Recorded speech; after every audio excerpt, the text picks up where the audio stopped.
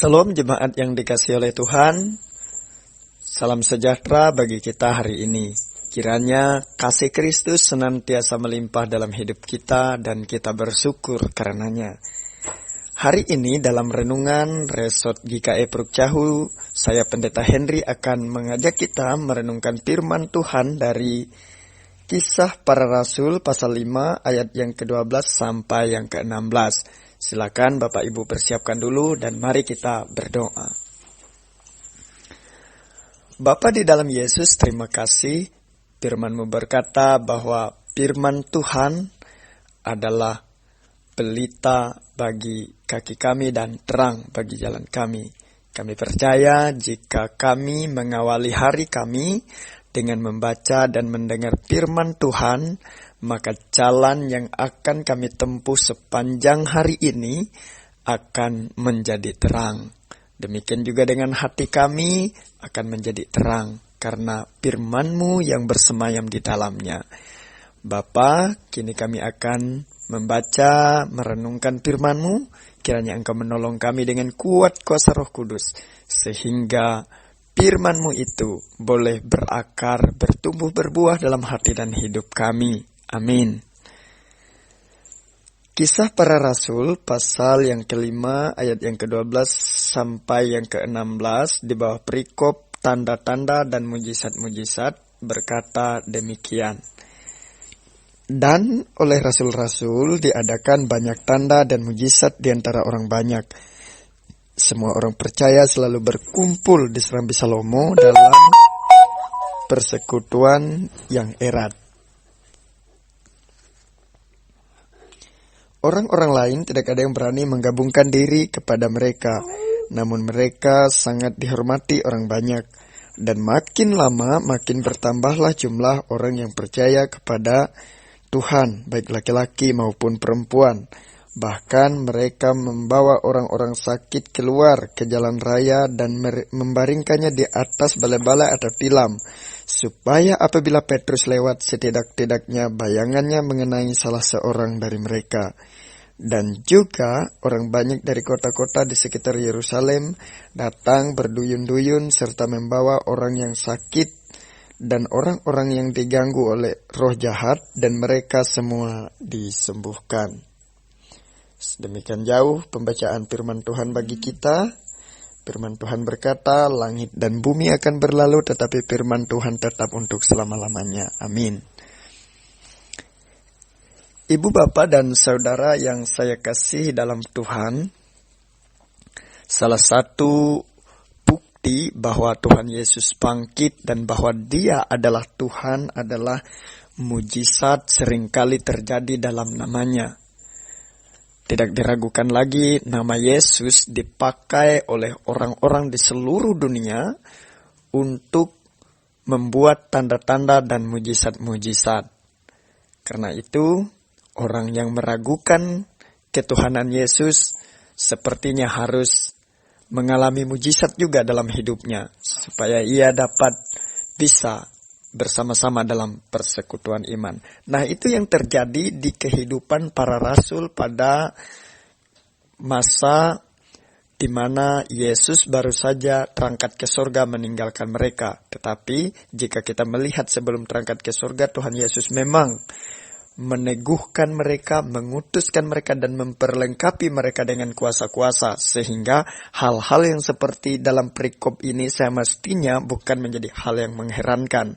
Karena mereka sudah diperlengkapi oleh Tuhan Yesus. Nah, ibu bapak saudara, mujizat sebenarnya masih terus berlangsung sampai hari ini.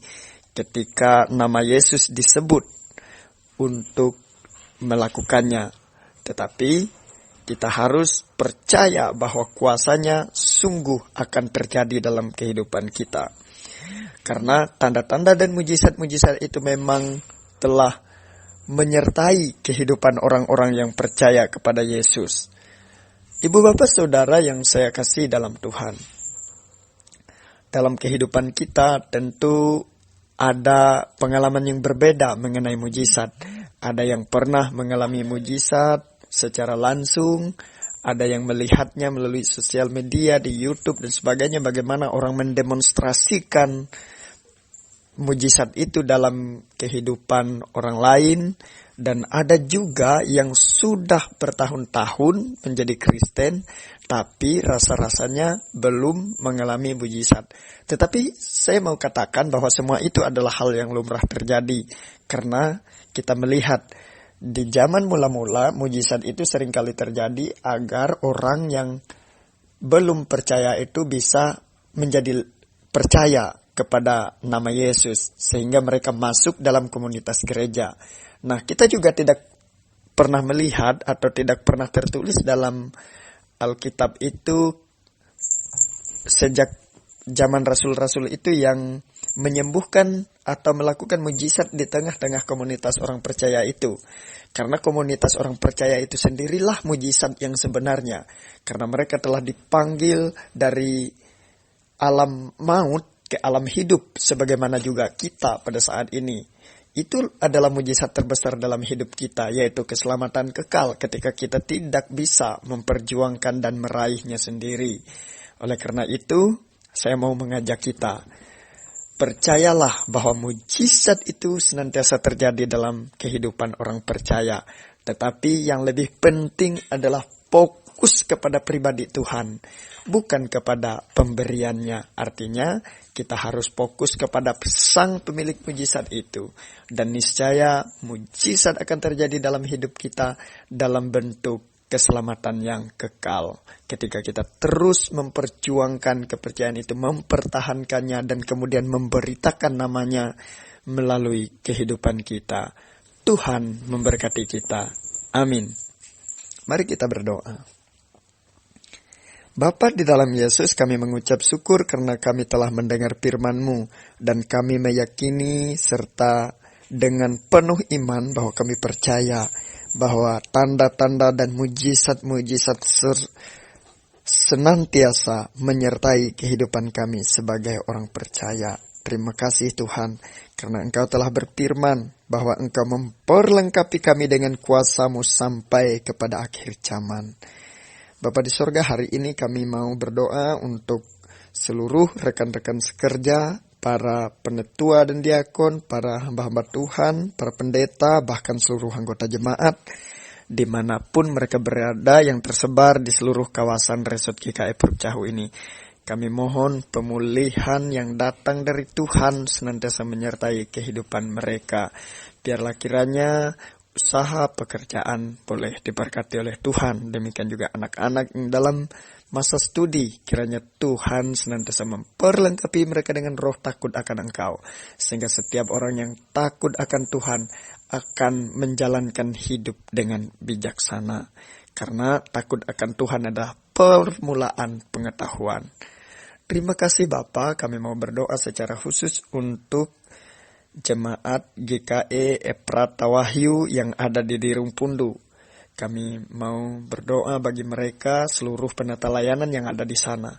Kiranya Tuhan senantiasa menopang, meneguhkan, menguatkan, mengokohkan mereka, agar pelayanan yang dilakukan dapat menjadi berkat. Terima kasih Bapa, kami berdoa untuk orang-orang yang sakit, kiranya Engkau sembuhkan, biarkan mujizat-Mu terjadi dalam kehidupan mereka.